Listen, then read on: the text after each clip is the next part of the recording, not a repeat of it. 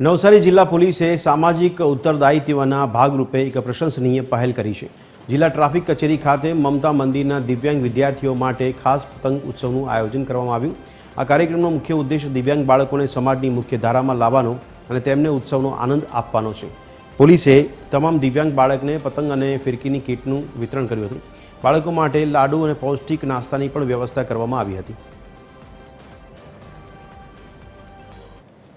આજરોજ નવસારી જિલ્લાના ટ્રાફિક પોલીસના આયોજનથી ટ્રાફિક ભવન પર નવસારીની એરુ ખાતે આવેલી માનવ મંદિર સ્કૂલના સ્પેશિયલ જે બાળકો હોય છે એમની સાથે ઉત્તરાયણનું પોલીસ વિભાગ તરફથી આયોજન કરાવેલું છે।